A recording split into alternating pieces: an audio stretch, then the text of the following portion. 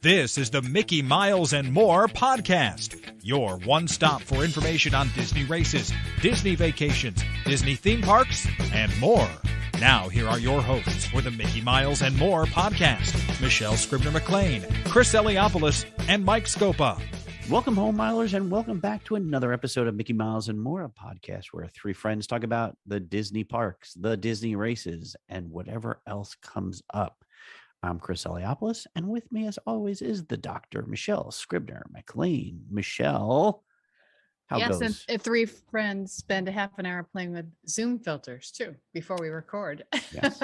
Yes. That's my new toy that I learned this week. They have. So I'm actually on a filter right now, which...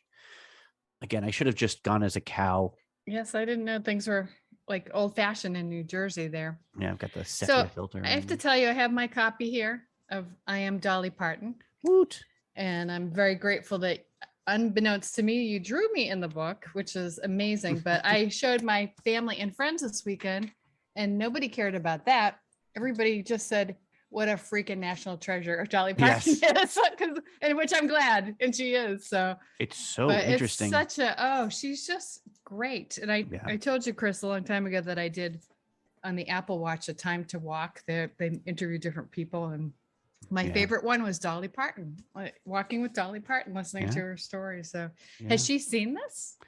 You know, so with any person that we do these books on that is still alive, we contact their people. Like, so for the sake of Jane Goodall, we talked to her people, and eventually Jane Goodall saw the book and gave us notes. Billie Jean King had like a 2-hour conversation with Brad about notes about the book, even down to like sneaker color. Oprah Winfrey's people gave us notes. Barely, I mean, they were very little. I don't know if she ever saw it, but the notes that we got back about this book lead us to believe that she saw it and read through it, just because the notes were so specific that you don't know that anybody else would know these things. So I assume she did. She's not big on social the promotion media stuff. Yeah. Like she didn't like, I think she kept saying from what we heard that she felt like she was getting oversaturated in the media and she didn't want to be out there as much, which makes her even more amazing. I know, isn't that crazy?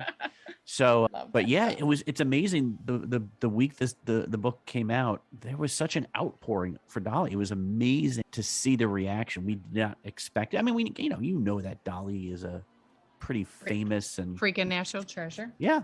But it was just a weird and wonderful surprise. So, it was really, and then the I Am Pay book was there too. Yeah. Oh, that was great too. That was so cool. The 3D. Yeah. I love to say the title over and over again. I am Pay. I know. We laughed and we said people are going to think we're stuttering, but we even considered just changing it to I Am Pay, but it just seemed like it was just wrong. But anyway, getting back to things, let's talk to the Dean of Disney, Mr. Mike Scopa. Hi, Mike. Hi, Chris. I guess if you're going to talk to my people, that would be Michelle, I guess. I have a trivia question for you. Do you know what happens on June 21st next week? June 21st. The longest day of the year. Summer equinox? Well, on Disney Plus, on June 21st at 9:00, they are going to show a live presentation of Harmonious. And it will be hosted by Indina Menzel. Or as John Travolta calls her, and this is Visionary. Blah, blah, blah, blah. Yeah. Just thought I'd pass that along for those who may be too busy to have noticed that. Idina. Idina? Or Idina. I think it's Indina. Well, I can see the name on the screen. No wonder John Travolta had problems. No, I can see the name on the screen. Mm-hmm. Right up at the top. Very cool. Oh, I edit like half of my life. Indina. Hey. Yeah. Wow, go figure. Well, so on today's episode, we've recently diverged, Mike, Michelle, and I, in terms of our choices. They have renewed their annual passes, and I have forgotten. Yeah, forgotten. Got rid of my annual passes, but because Michelle is still on, she got a survey, which, of course, these surveys always indicate some interesting thought processes that are going on in the minds of the Disney folks. So before we get into the specifics, Michelle, as the scientist, I found interesting is the thought process that goes into doing surveys and what the thought process and how they go about asking these questions. Do you have any kind of info, like in your scientific background, of how these things get done? Yes, I think this sort of frames the whole discussion because of the choices that I was given for, and this thing, no kidding, took me 25 minutes. I wrote a lot of comments, believe me, I wrote a lot of comments. So when you're doing a survey, when my doctoral students are putting together a survey, you're trying to, map it against some goals. So you're trying to find out some information. So you have a question that you're trying to answer. So your survey needs to be mapped to those goals. But when you're giving subjects choices, you don't just give them a blank page, right? You brainstorm some things that they might say. So, if you're doing a survey of types of soda preferences, you might put the different types of soda to make it very simple. So what I found really interesting about this survey, and it was multiple pages, was the choices that were given to me indicated something was up. So we can get into the specifics, but as I shared some of the screenshots with both of you both came to the same conclusion, like, wow, those are really interesting. And very specific. Very specific, very interesting, and not super positive. So, but I was choices, fascinated by the choice of answers was very interesting to see, and we'll go through those in a little bit because, like you said, it feels like they were leading you towards an answer that they wanted to get. Like they were they were fishing for something. They were fishing for some information. Which I don't want to get too technical, but like if you have a construct of like you're trying to figure out something, you sort of have to unpack it, right? You have to say, what are all the things that indicate knowing about something or liking something? And so you have to sort of unpack that into all the different things that people might say and then other. But the list of possible answers was fascinating to me because it was not just on some pages, I thought it was over 20 different descriptors of how I was feeling about certain things. So you mean the options that were given to you? The options that were given. Yep. And many pages was select multiple, all the things that apply to you here.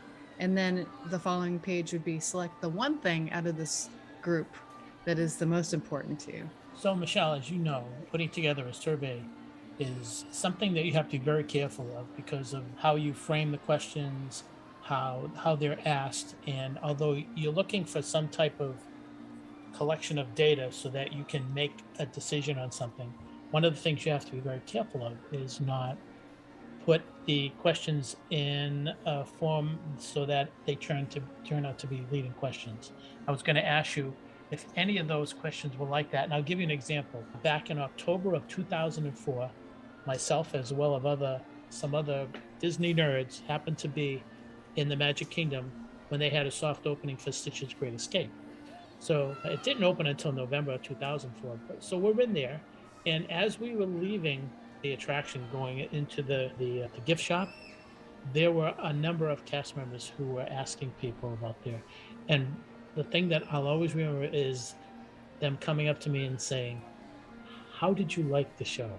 Which assumes I liked it, which assumes that I was going to say yes. So I was going to ask you, did any of the questions get into that kind of a territory? No, I was really looking at this from my Disney Passholder self, but also as somebody who, develops surveys and work with people to help them develop surveys. I thought it was actually a very good survey. Just many options collecting. I was like thinking, okay, when I answer this, and then the other thing I started to tell you, there were options of how do you feel about this. Then what was the one thing that is out of that same list? What's the biggest thing that you feel, or the most that you feel the most strongly?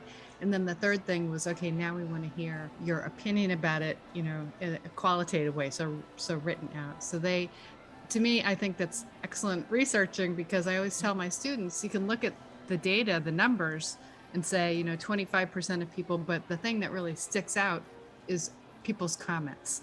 What do people, that sort of illuminates the data. So you can say 25% of people said this, but now listen to the comments about why they're saying that. So I was saying to Chris and Mike, or maybe just Mike, I don't remember, that as I was writing these things, I was imagining them being projected in a presentation. Like one respondent said, because took my time, and I was tried to be very consistent and tried to really explain the choices that I was making. So it felt empowering. It did. Yeah. I felt really good about it. It was one of the the surveys I enjoy doing the most, and I don't know if things will change or not, but I think the answers arose from something that is happening that we Right. talk about a lot on the show. Yeah, I will say before we get into these, when I've gotten surveys for recent trips, I could tell by the survey that they were concerned about the cast members more than they were about anything else. It was sort of like it always led you back to like answering some kind of questions about how a cast member behaved or what was the good experience, what was a bad experience. Did you feel so? I knew the survey was gearing towards that. Did you have a feeling when you read the survey that they were highlighting something in the grand scheme of things that they were looking to solve? Yeah. So that's a great question. I think that this is my takeaway, and we can give specifics, that they have gotten a lot of feedback that annual pass holders are an unhappy group because there are many questions about, do you feel valued? Do you feel valued? The second thing, and I don't think I mentioned this to you, but I did mention it to Mike, because what I did, folks who are listening, is I took some screenshots and sent them to them before I completed the survey so they could see, because I thought this would be a great discussion. The last part of the survey was asking about my experience as an annual pass holder or potential annual pass holder at other Orlando attractions. So Universal, would I consider getting an annual pass at Universal? Why? Well, because you don't have to make park reservations. SeaWorld, Legoland were the two other choices. So they're looking at their pass holder satisfaction compared to, and maybe as a way to point to people going to other places because they're unhappy with. So there's a lot of very, very few positive choices, a lot of negative choices. So to me, what happened is they're getting all sorts of feedback, and they created this huge list of the categories of the different types of feedback, and they want to sort of see what are the big drivers that they can address some of these issues. It was interesting though that they didn't send me a survey. I recently let mine lapse, and if this is a concern of theirs, maybe they would have reached out to say, you recently didn't renew. Is there a reason why? Yeah. No, they sent this to me as somebody who was about to renew. Oh, so okay. Disney did not know that I renewed, but they were looking at my possible reasons for renewing, or would I renew? Right. That type of stuff. No, I did not get one, and then didn't renew. So you only have to do a sample, right? You can, if you take a certain percentage, you can sort of infer that reflects the population. Yeah. So roughly, who knows what their sample? So they send a sample way bigger than what they hope to get. They'll probably, if they get 50%, I'm sure they would be dancing in the halls. They probably get maybe like a 15 to 20% return rate. Sure. So because nobody wants to deal with that nonsense, except me. I'm rolling in my sleeves like, oh boy, I can't wait to do this one. Right. I'm a survey doer. I like to do surveys. Right. So, all right. So why don't we get into some of the questions and in the selections too? I hope we can share what the options were. I was going to say, I think that's the most telling part of it all was the answers that they put there, because obviously these are statements they've heard. They're not just making this up, as they go along. So why don't you give us like one of the first questions that you want to review? Sure. So the first thing was just sort of let's compare annual passes, just so you know what your options are, what they're going to be. And they have changed from when I still am for a month or so, a gold annual pass holder, and now it's going to be something different. It's going to be I'm a sorcerer. So they're different passes: Pixie Dust, Pirate Pass, Sorcerer, and Disney's Incredipass. We won't go into what those things are, but one of the first questions was, which, if any, of the following reasons describe why you may or may not renew your annual pass when it expires? Should I read some of them, or should I tell you what I did? Yeah, no, I think, like you said, all of these answers reflect. Yeah. All right. So thoughts. People listening, see if you can see a pattern here. The reasons why I may not, and it's a negative question, or may not. So it's a neutral question. The AP is not worth it. I don't feel. Wait, before you even go through all of them, maybe do you want to go one by one, and we all say if we feel like that, like, because Sure. I mean, we'll be here for 2 hours. This is a lot. No. It's like at least 30 answers, but yeah, sure. No, well, we don't have to. I just, it is because there's a couple. We both have the same. You gave me the image, and there's I would respond differently than yours. Yeah. So how about I read them and then as I'm saying it, I will say I checked that one off if I did. Yeah, and at the end, Okay. maybe I'll put the ones that I Yeah. felt like I would have added. But go ahead. And same for Mike. So the first one was the AP is not worth the price. I didn't click that. I don't feel appreciated as a pass holder. I did. Due to health concerns, I'm avoiding places with large numbers of people. I'm concerned about the cleanliness of public places. I won't be able to visit enough to make the pass worth it. I need more benefits and discounts included to renew. A recent change in my financial situation has made me reconsider. Visiting the parks is too much of a hassle. I checked that. Regardless of availability, I must make advance reservation for park admission. I checked that. Some nighttime spectaculars are paused. Parades are paused. I'm worried that I won't be able to use my pass with limited capacity at the parks. I checked that. My preferred dining options or bars are limited. A recent price increase made me reconsider renewing. There's nothing special offered to annual pass holders compared to other visitors. I checked that. Interested in visiting other places? Come on. There's nothing special offered to APs compared to other visitors. I checked that. Oh, I said that already. I'm sorry. Experience as an AP isn't as good as I thought it would be. I checked that. Work and school activities, schedule, character meet and greets are temporarily unavailable. I'm limited in the number of park reservations I can hold at any time. So again, that's that same construct as park reservations. I checked that. There's not enough theme park availability in any of the parks on the days I wish to visit. I checked that. There's not enough theme park availability at any parks at the parks I wish to visit. I checked that. 2/3 of the way through, folks. There are some restrictions in my home area preventing my travel. I enjoy visiting the parks. So that's one of the few positive ones. Makes visiting the parks affordable. I checked that. AP pays for itself in a short amount of time. To experience attraction shows and lands, to experience limited time events like the 50th anniversary celebration, food and wine. I enjoy the perks and benefits that come with an annual pass. I check that. The annual pass program's convenience. I love Disney. I check that. The annual pass allows me to visit again and again, and annual passes may be unavailable for purchase at any time. And then other, please specify. So, Mike, are there any of those that you would have checked that she did not? Michelle and I are pretty much on the same page, I think.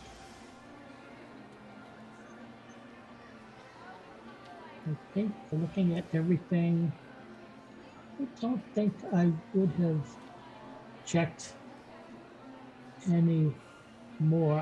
When I first saw the survey, Michelle showed it to me. I went through and pretty much anything that she checked off, I checked off. One of the things that I was thinking about when I saw this first question was that it boils down to three things, and the title of the survey is for annual pass holders, and I think that the phrase annual pass implies something, and it's not an annual pass because of certain things, and that is tied into the park reservation system, for which there are several questions. And as Michelle may have implied earlier, talking about surveys, they asked somewhat similar question to make sure they can validate the answers. So it's asked in a different way. I think that the value with the annual pass, the perks and the bennies are also implied here. So I think there's a threefold thing here. And Michelle and I are pretty much on the same page. I think it was almost as if I was reading what I would have checked off. and before you answer, Chris, I do want to say that I just happened to count while Mike was talking. There are 35 selections. The last one's other, so let's throw that out. So there are 34 selections. 10 of them are positive, and the first 24 are negative. Right. So I think that's fascinating. So, Michelle, let me ask you this. Do you think that prior to them sending out this survey, they were taking possibly surveys in and around the parks and asking people for comments, and then they collected all those comments and they included them in this? Well, either that or people are complaining, but yeah, that's a way they would do like a pilot Maybe study getting, of it. Yeah. maybe receiving written. But don't you guys complaints. think it's fascinating that 2/3 of those comments are negative? Yeah, I So- think that this Because it speaks is. volumes. Yeah, it's saying may or may not. So Yeah. they're looking for, like, what are the reasons for you to do this, but there are so many negative. They already know that a lot of people are bailing. Yeah. So what about my choices compared to your? You know what? choices? I would have probably chosen the annual pass is not worth the price right now. I think we may not be going as much because of those other problems. You know, the problems with the reservation system, the problem with getting on attractions when you go to the parks. I know you get sort of a discount, and sometimes you get certain discounts for your hotel, but the hotel prices are way up than they used to be. And the other thing is we're DVC, so our annual pass is lower than yours. Right. And also the fact that you also have a place to stay. I still have to pay hotel. I mean, you're paying, but you know what I mean. It's a Sure. I paid already. I- So would you have not checked any of those, or would you have? No, I aside think from that? I think, I mean, I would have put enjoy visiting the parks as a reason to choose to renew. The recent price increase made me reconsider. That was another thing. But it wasn't just the annual pass. It was price increases across the board have gone up. And Mike, I do want to talk about a little bit about that statement from Bob Chapek, mentioning the fact that the reason prices are going up are not necessarily only because of costs rising for supply chains, but also demand. There are so many people who want to go to these parks. They sort of have the upper hand in this thing, and then maybe that's part of the reason they've limited the annual passes, because they go, well, we've got so many people who want them, we don't have to give them out. We can make more money from people who want to just have to pay when they come weekly. Let me state for the record, and this is my opinion. It's not your opinion, Chris or Michelle's. I don't want to speak for the two of you, but I think that statement by Bob Chapek was probably one of the most ridiculous statements I have ever heard a CEO make. Basically, he's saying, we've got you where we want you. You want us, so we're gonna stick it to you. We're gonna raise prices because we know that you are demanding our products and services. I think that was the most foolish thing to say. And if I was a shareholder, I would be on his case, say, how dare you insult your guests? That's how I feel about it. That's my opinion. And I'm gonna. No, I totally get it. I don't think it was a wise statement from the CEO to basically put it that way. But this is something that we've gone back and said over and over again. They're going to continue to raise prices as long as people are willing to pay it. And I think maybe, Michelle, these questions indicate that maybe some people have decided not to renew their annual passes. I'm assuming that's one of your thoughts as to why they sent this out. Oh, absolutely. Then the next screen was, I had to rank it. So which one was the top of the reasons, of all the reasons why you may or may not renew? What is the main reason? Okay. And I chose, out of all those things, regardless of availability, I must make an advance reservation for park admission. So that doesn't mean the other things aren't important to me, but they're all the same. Yeah, so they're all the same. I just did a smaller screenshot, but Right. that was the one that I chose. So, and then I think, Chris, where you said I love the parks, that was my feeling in March when I went there. Is I didn't like going into the parks. It was not enjoyable Right. for me. So that's why I Right. didn't choose it. I just thought, if take a snapshot of Michelle right now, and I'm going back. I'm a Disney lover. I'm going back, but that's Right. the thing for me that is the worst. And now with Mike trying to plan family members to go and meet us in the parks, it's horrible. No, I know. I mean, I love the parks. I that's the problem. I love them. I'm not happy with where they are right now, but like, it's that thing. It's that Disney thing that we go, well, we're not happy right now, but we're chasing that feeling that we get when we go to those parks. And that's the way I took it. I took it more of I love the parks, and so I want to go back, and I want it to be a better experience than I'm So getting what right would now. what would you two have chosen out of that huge list as your top reason? Mike, what about you? You first. There are a lot of them that are very similar, but I think the one that Michelle picked is the one that sticks out because, again, it kind of slaps you in the face. It's like, well, you really don't have an annual pass, because the annual pass implies you can go any day over a 365-day period. Granted, I understand, and I actually respect that there are blackout dates for certain levels, certain tiers. But if I have an annual pass and it's not a blackout date, I should be able to go into a park. How many times in the past have we seen statements from the Walt Disney Company saying, if you are staying on the property, you will never be denied access to a theme park. As long as you are paying excess money to be in a room that was on the property. You could go into any park anytime, even July 4th, as long as you didn't drive to the park. I guess that there was an issue with the parking lots, but I don't think you can say that anymore, and I don't think you can say an annual pass offers you that. So I think what Michelle checked off would be exactly what I would have checked. Yeah, for me, it's interesting because I think there's a few of these answers that are pretty much the same, but worded differently. No, they try to do that on purpose to see Oh, if yeah. you can contradict yourself. Right. Like, because I was thinking, like, the annual pass is not worth the price. Well, yeah, because I'm not getting perks that I would want to see. I'm not feeling appreciated as a pass holder. What am I getting that benefits me spending this money up front? Right. I mean, you can only, and it's the reservation system, you can only book 5 days, even if you're staying at a hotel on property, you can book for those days. But if you decide to move around or be somewhere else off property as a pass holder, it's not fair that you only get 5 days if you're going to be down there for 2 weeks or whatever it is. Well, when you use a day, you can do another day, but it's still like it's hard to make long-term plans with people.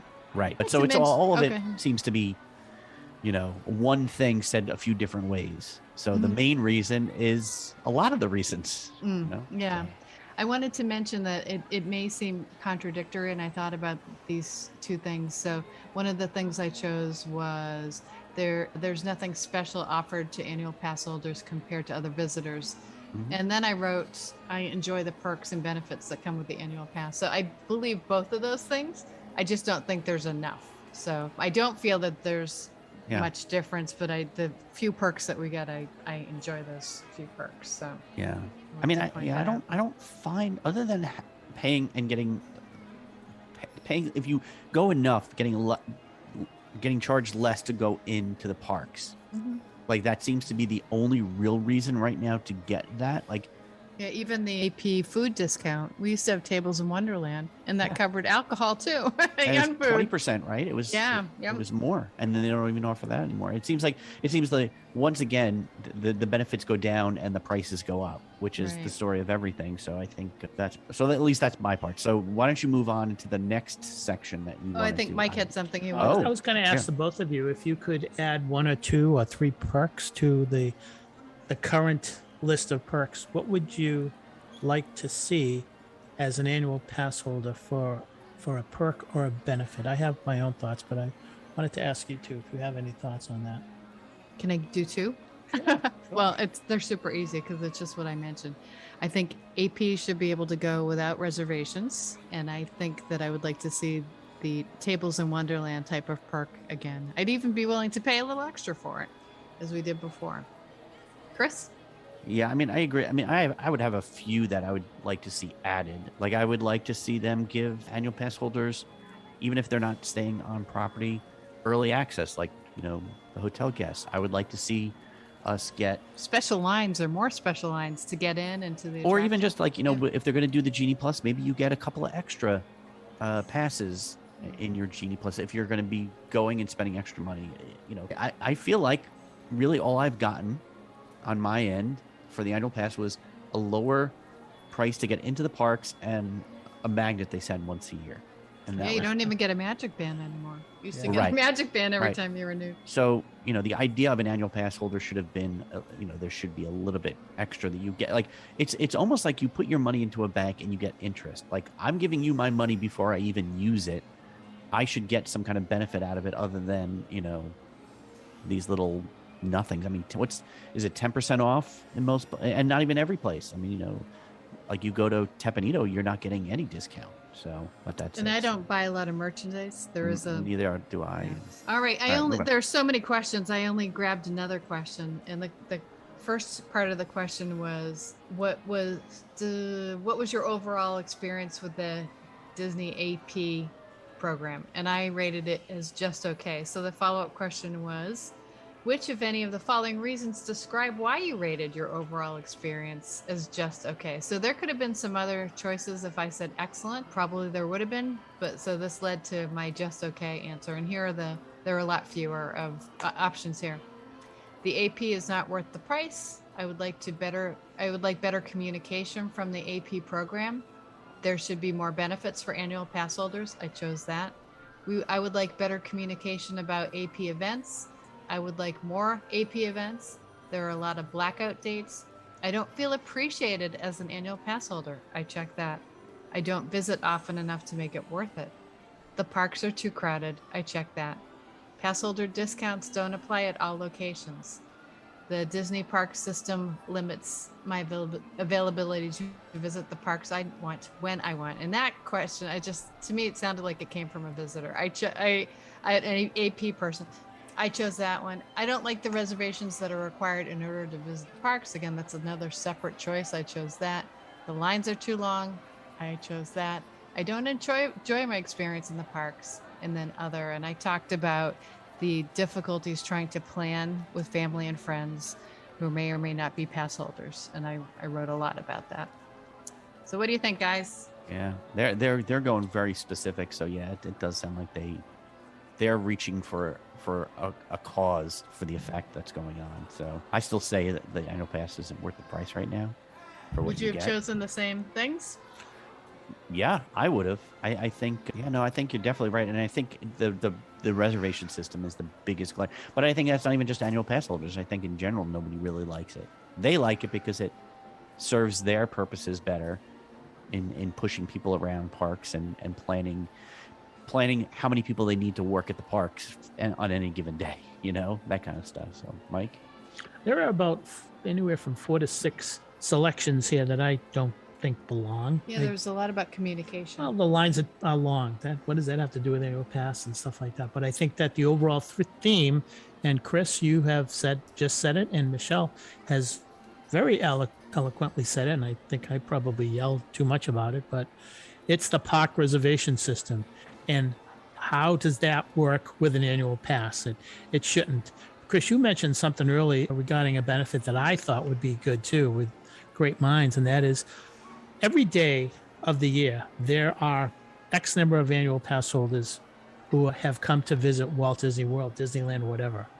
Why not put aside one day a week in which the first 2 hours of the park or the last 2 hours of the park are open to only annual pass holders, sort of similar to a party at night, like a Halloween party, and not so scary or whatever. So you're given a wristband, and only those with wristbands who are identified as annual pass holders can access the attractions. I'd be happy getting in 15 minutes earlier. Doesn't have to be an hour. Yeah. Anything. They're your best customers, And the thing is that I would hope that they realize that even though annual pass holders pay less per day to go in than a day guest, let's say, because annual pass holders are repeat guests, because they keep coming back, they're probably staying on the property. Of course, you've got the locals who maybe won't, but they're spending money. They're buying food. They're going to the restaurants, things like that. I think you need to sweeten the pot. I think you need to add a few more carrots. And I think that the survey may be trying to figure out what they want to do with the annual pass program, if they're going to start it up again, which I think they are.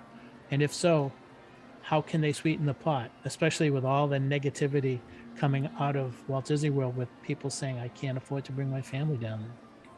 Interesting. I have two thoughts on this thing.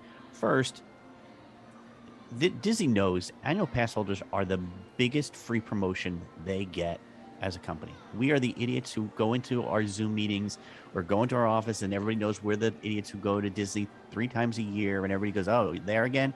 And you can't shut us up about it. We make podcasts about it. We do everything as promotion for them. It's free publicity for them, and we pay for the privilege. So you would think they would want to make us happy and be willing to do that.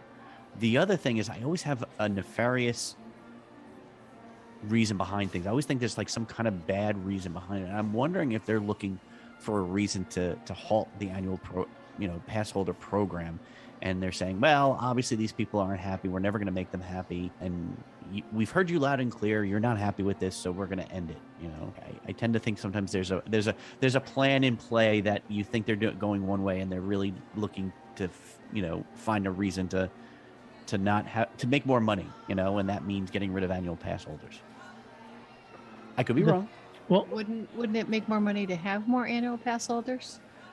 I don't know. Well, think about it this way, right? So it's, I mean, I know we talk about the gym membership kind of idea, which is that you want a lot of people who pay for the annual passes who don't come down, right? So you're making all that money without having to really pay for a lot of it. But if you look at the people who are annual pass holders, we tend to go down a lot more than regular visitors.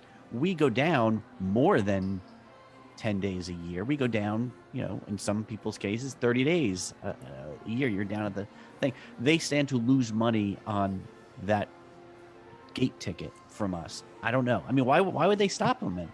If the lines are so much longer and there's so much going on and they're cutting back any new pass holders, to me, that kind of says that they're thinking, we've got them.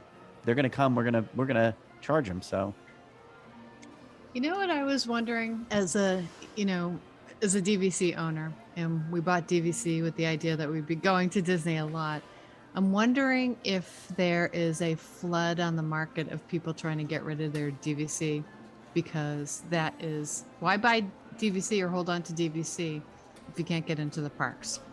So I'm wondering if the arms talk to each other and if they're getting feedback from other departments other than ticketing, that hey, you have to figure this out, because we have a lot of our sales are down.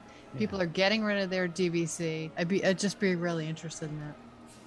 It's so funny. I think of the DVC, if you think of it that way, it's like somebody, remember there was the talk about global warming affecting shorelines and that waters would rise, and then the homes that are close to the water would be underwater, and one politician said it'd be easy, just sell the houses, and they'll move away. And it's like, well, who would buy the houses? It's the same thing with the DVC, right?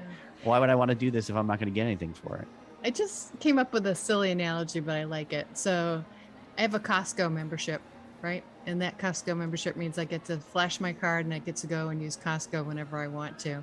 And what if Costco said to me, hey, Michelle, you can only go to Costco if you tell us ahead of time. And it has to be like a week ahead of time that you're going to Costco. Oh, and you can't go during these holidays where you're going to be buying a lot of things for, Easter or Christmas or whatever you're celebrating, 4th of July. I would probably ditch my membership and go somewhere else, go to BJ's or something like that. So I think it's the same thing. So I think of the Costco membership as DVC.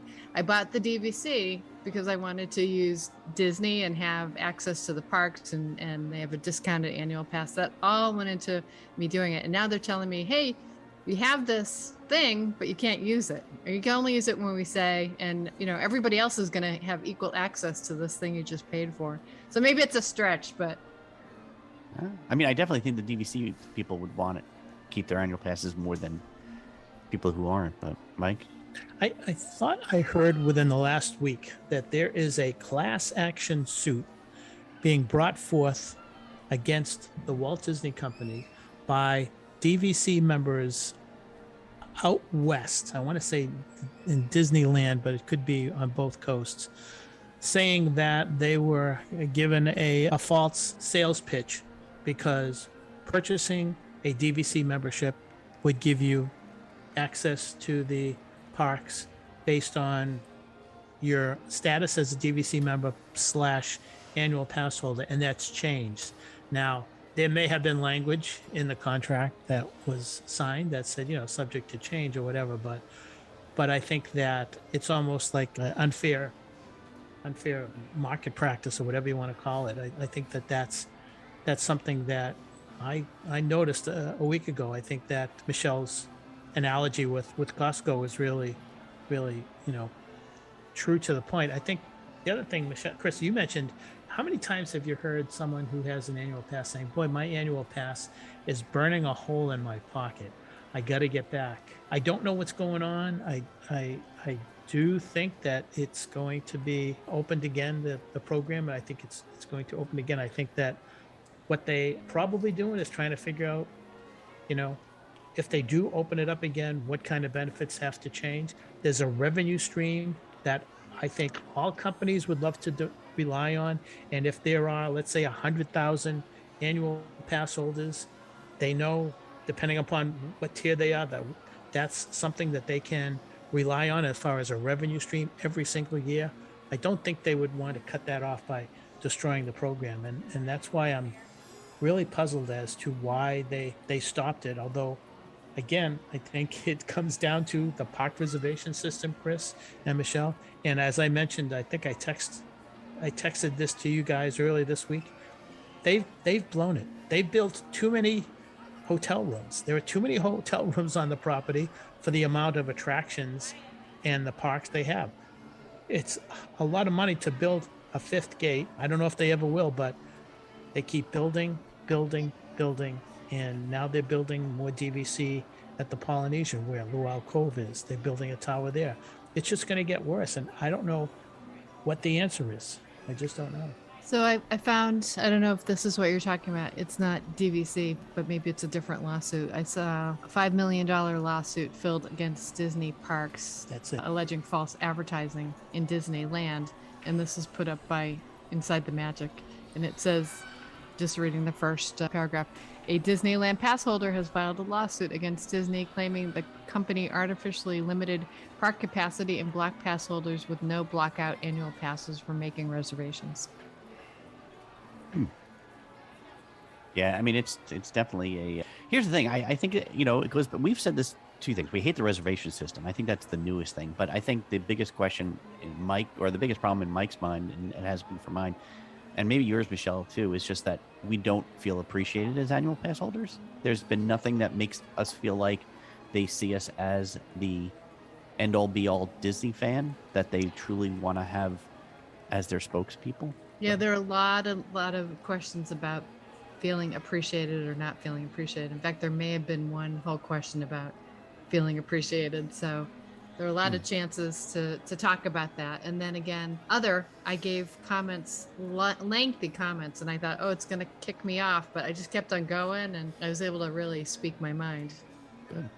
I wanted to mention something. This is not blowing my own horn or whatever, but I wanted to mention that a long time ago, I won the Happiest Pass Holder on Earth contest and brought down to Walt Disney World and all that stuff. And then a year later, I was selected to go to Soho, New York, to attend a announcement. And the announcement was going to be the Year of a Million Dreams. While I was there, I was brought there maybe because I was doing all kinds of blogging and podcasting, whatever. But I was interviewed for 4 hours as an annual pass holder. And they asked me what I liked and what I didn't like. And, I knew they were going to ask me that, and I had made a whole list. And to this day, I don't even know if any of my suggestions were taken. I think possibly the Tables in Wonderland card was introduced as a result of that. I don't know.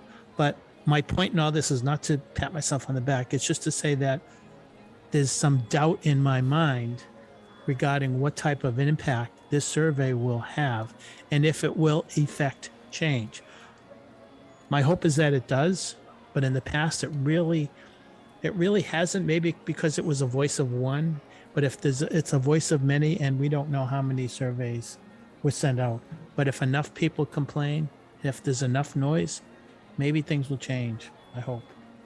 Well, as I've said, and which Bob Paycheck has said, they're not going to lower prices. They're not going to make things better if people keep feeding into it. So as long as you choose to go along with the annual pass, pass, you're Please gonna call us passholes.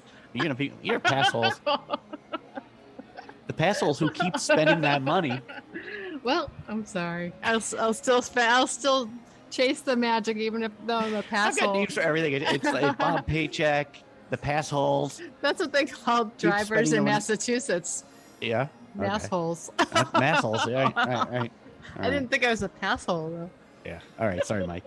I wanted to mention we know of this survey. There may be other surveys that are taking place, and I did come across another survey that Disney has put out, and this has been sent to, I believe, those who have experienced the Galactic Star Cruiser, the Halcyon. Is that what it's called? Halcyon. Wow, who knows? Papyrus. Anyways, Here we go again. Going to be a lot of editing in this episode. The interesting thing is that this particular survey was sent out, I believe, to those who have experienced that experience. And asking questions like, well, was it worth it? Or did you feel immersive in this and that? Would you do it again? All that stuff. And I'm wondering, why would they send it out? Has there been a slowdown in the number of reservations made for that thing because it's so expensive? Because the demand is so high, and we got to charge the high rates. But that is another survey I have heard about that's going on down there. There's also a survey with Universal Studios, but that's another story. But my point, Chris and Michelle, is that we see this annual pass survey. We have no idea what other kind of surveys are going out now. I don't know if there's going to be a DVC survey. Maybe there could be a lot of other things coming about, and it makes me wonder. Someone is listening, or someone has some sensitive ears, and someone says we need to get a better handle on what our clientele wants, needs, desires, and hates, and maybe we need to figure out what to do. I don't know what they can do. I think we all agree that if they just wiped out the park reservation system, I think that would be a big deal. Wipe that out, bring back the annual pass program. I'll take my chances with the long lines. And then that's not even talking about Genie Plus. So, It's interesting. I've done a lot of surveys after trips, about you stayed at the beach club. How was it? And I do them and then I forget about them. I would love for them to call me up and say, hey, we want to hear more about your answers. And I'm going to keep this in my mind and follow up. We all follow up on this all the time, naturally, just because of who we are and what we do in terms of our love of Disney. But I think it'll be really interesting to kind of look in 6 months to see, are they listening? Was Michelle the only one? Or are there many people who said this? Yeah. I think maybe they got some of this from all of the podcasts, all the video things on YouTube that people are, when that Genie Plus came out, everybody was complaining about it. The reservation, everybody's complaining about it, except for those rare few that are like sort of so far into Disney's pocket, they're scared to say anything. So maybe sales are down. I can't imagine that they are, though, because the lines are just so horribly long that I don't, it seems like they've got, as Bob was saying, they have more than enough people wanting to come to their park, so they can charge more. Maybe it's me. I'd be curious to hear from both of you on this, but have you heard, we've all heard from people who have gone down in the last 6-7 months. To me, it seems like the majority of those people are those who haven't been in a while or who have never been. I am not hearing much from those who used to be, in my opinion, frequent visitors. I'm just wondering how you two, do you feel that that's the case? My Facebook friends. Yeah. It seems like a lot of people are going. But are they people who have been recently, Michelle, or they haven't been in 5, 6, 7 years? No, well, I just see a lot of people going. A lot of people. I don't spend a lot of time chatting with people about this stuff other than you guys, so I don't really catch. But I can only go by our trips that we went, and there was just so many people there. I like you said, there's not a slowdown at all. If it's nothing, it's kicking up more and more. So, any last final words before we finish this up? All right. So then that's going to wrap it up for this episode of Mickey Miles and More. For Dr. Michelle Scribner-McLean, the Dean of Disney, Mike Scopa, I'm Chris Eliopoulos. Can't even say my name. We'll see you on the road and in the parks. We hope you enjoyed listening to today's episode of the Mickey Miles and More podcast. For all of us here at the Mickey Miles and More podcast, this is Rick Gray saying thanks for listening and all your support. And until next time, we'll see you on the road. Rap Group. Papyrus.